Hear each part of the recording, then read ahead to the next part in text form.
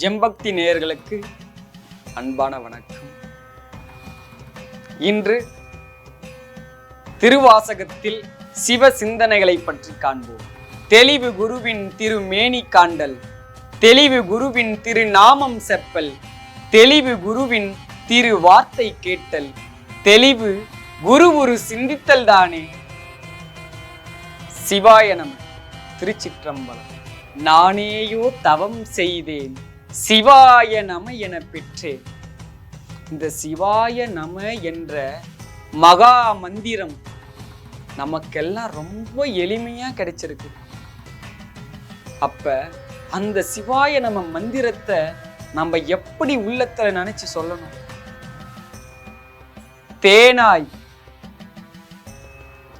அமுதமுமாய் தித்திக்கும்படியாக சொல்லணும். அப்படியெல்லாம் சொன்னா என்ன நடக்கும்? தானே வந்து சிவம் அவரா வந்து எனது உள்ளம் புகுந்து அருள் செய்வார். சிவாயனம் என்ற மந்திரத்தை உள்ள தளவல உருகி உருகி நினைக்க நினைக்க அந்த சிவமாகியவரே நம்ம உள்ளத்துல புகுந்து நமக்கு அருள் செய்வார். நானேயோ தவம் செய்தேன், சிவாய நம என பெற்றேன். தேனாயின் அமுதமுமாய் தித்திக்கும் சிவபெருமான் தானே வந்து எனது உள்ளம் புகுந்து அடியேற்கு அருள் செய்தான். இப்படி அருள் செய்த வாசி ஊன் நாரும் இந்த உயிர் வாழ்க்கை ஒருத்தன்றே வெறுத்திடவே.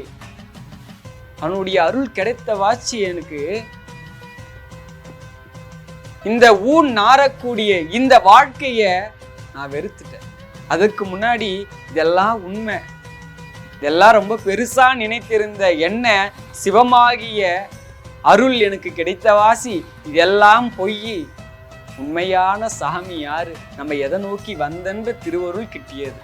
காற்று, வானம், நெருப்பு, இந்த ஐம்பூதங்களும் கடந்தவர் சுவாமி. அப்படியாப்பட்ட சுவாமிக்கு ஒரு முடிவும் இல்லை, முதலும் இல்லை.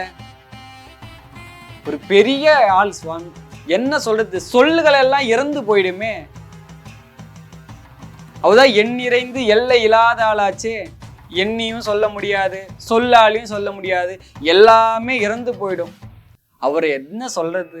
நம்ம அறிவு கெட்டினபடி இப்படி இருப்பாரு அப்படி இருப்பான்னு சொல்லலாம். நீ எப்படியெல்லாம் கற்பனை பண்றியோ அப்படியெல்லாம் சுவாமி இருப்பாரு. கற்பனையும் கடந்த ஆள். அப்படியாப்பட்ட சிவத்தை நம் வாழ்வில் நம்மளுக்கு எல்லாம் கிடைச்சி இருக்குன்னா பெரிய தவம்.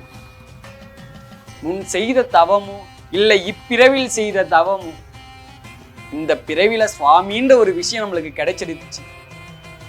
சிவன்ற ஒரு செயல். சரி, சிவபெருமான்ற ஒரு விஷயம் கிடைச்சிடுச்சு.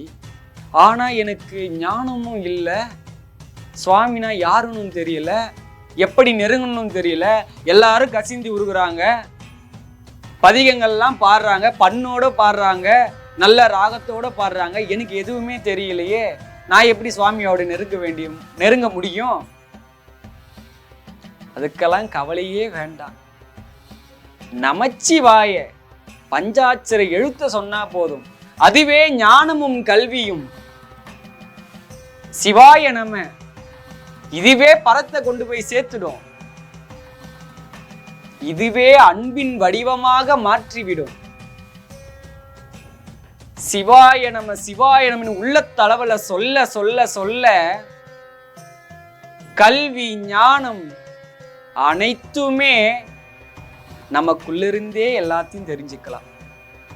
இந்த அன்பு மேலோங்க மேலோங்க அந்த பரமாகிய சிவமே குருவின் வடிவமாக நமக்கு திருவருள் பண்ணுவார். அருபரத்து ஒருவன் அவனியில் வந்து குருபரனாகிய பெருமையை, அந்த அருபரமாகிய பரனாகிய சிவன் இந்த பூலோகத்துல மனித வடிவம் தாங்கி குருவாக வந்து அருள் பண்ணுவான். அவர் அப்படியாப்பட்ட சிவன் நம்மளுக்கு இந்த பூமியில குருவா வந்து அருள் பண்ணணும்னா நம்ம எவ்வளவு அன்பு வைக்கணும். நீ அன்பு வைத்தாற் போல ஒவ்வொன்றுமே நடக்கும். தாயே ஆகி வளர்த்தனை போற்றி, சாயா அன்பினில் நாள்தோறும் தழைப்பவர்க்கு தாயேயாகி வளர்த்தனை போற்று. சாயாத அன்பு வேணும் சுவாமி மேல. ஒரு நாள் விடாம தினமும் அந்த அன்பிலேயே சிவத்தை நினைத்து நினைத்து தழைத்து ஓங்கனா அந்த சிவமே உன்னை உள்ளங்கையில வைத்து அவரு உன்னை பாதுகாப்பார். அப்ப உழைக்க வேண்டியது நம்ம கையில இருக்குது. ஞானமும் சரி, சிவபெருமான அடையக்கூடிய செயல்களோ சரி, கல்வி என்னும் பல்கடல் பிழைத்தமும் சொல்றாங்க. இதெல்லாமே தெரிஞ்சு வச்சீங்கன்னா சுவாமி மேல அன்பானது நீடிக்கிறதுக்கான வழிதான் தவிர அந்த கல்வியை கற்று வைத்தும் அதால சுவாமி அடைய முடியாது. அதனாலதான் கல்வி என்னும் பல் கடலில் பிழைத்தும்ன்றாரு. கல்வியானது கடல் போல இருக்குது. உன்னுடைய ஆயுஸ் ஃபுல்லா நீ அந்த படிச்சுனே இருந்தாலும் சுவாமியுடைய வரலாறும் புராணம் படிச்சு முடிக்க முடியாது, அவ்வளோ இருக்கு. அப்ப அன்புன்ற ஒரு விஷயத்துல சுவாமி வேகமா அகப்படுவாரு. கல்விகள் கற்றாதான் சுவாமிகிட்ட நெருங்க முடியும்னு ஒண்ணு இல்லை. வேற எந்த செயலால அடைய முடியும்? வேகமான அடைய முடியாது. அன்புன்ற ஒரு விஷயத்தால நாம வேகமா சுவாமிகிட்ட அடையலாம். அந்த அன்பு மேலோங்க வேணா இந்த கல்விகளை எல்லாம் பயன்படும். சுவாமி பத்தி நிறைய விஷயம் நம்ம தெரிஞ்சுக்கணுமோ அவர் மேல அன்பு மேலோங்கிறதுக்கான வழி பிறக்கும். அப்படி எனக்கு படிக்க தெரியல, எனக்கு படிப்பறிவே இல்லை, நான் என்ன பண்றது? சுவாமியை பத்தி பேசுறாங்க பார்த்தீங்களா, அதை காதார கேட்டாலே போதும். சரி, காதல கேட்குற அதுவே எனக்கு புரிய மாட்டேங்குதே, தேவையே இல்லை. சிவாய நம்மன்ற மந்திரம் உள்ளத்தளவுல சொன்னா போதும். அழகே வடிவமாக இருக்கக்கூடிய அம்பலத்தரசனை தரிசித்தா போதும். கருணை வடிவமாக இருக்கின்ற அண்ணாமலையாரை காலால் வலம் வந்தாலே போதும். இப்படி எவ்வளவோ வாய்ப்பு இருக்குது. சுவாமியை நினைத்து அவரோட மேலோங்கி அவருடன் இணைய நம் வாழ்க்கையில உழைக்கணும். ஒரு நாளைக்கு இந்த இல்லற வாழ்வுக்காக 10 hour ஸ்பெண்ட் பண்ணாலும் ஒரு 2 hour சுவாமிக்காக உள்ள தளவுல நினைந்து நினைந்து உருகும் தன்மையை நம்ம வளர்த்துக்கணும். இன்னைக்கு ஒரு நாள் ஒரு நாளைக்கு 1000 முறை சிவாய நம்ம சொல்றோம். அது சொல்ல சொல்ல சொல்ல என்ன ஆகும்னா உள்ள இருக்கக்கூடிய இருளெல்லாம் அகற்றி சோதியாகிய சிவத்தை உள்ள வரவழைக்கும். அதற்கான உழைப்பை நம்ம எடுத்தோமோ நிச்சயமாக சுவாமியோட நெருங்கக்கூடிய தன்மைகள் மிகவும் வளரும். உழைப்பின்றி ஊதியம் இல்லை. நிச்சயமாக எல்லாத்துக்குமே இறைவனை அடையத்தோடு உழைச்சுதான் ஆகணும். உழைக்கவே மாட்டோம்னா எதுவுமே கிடைக்காது. நம்ம எல்லாருமே சிவத்தினுடைய திருவடியை அடைவதற்காக அனைவரும் ஒற்றுமையோடு உழைப்போம்.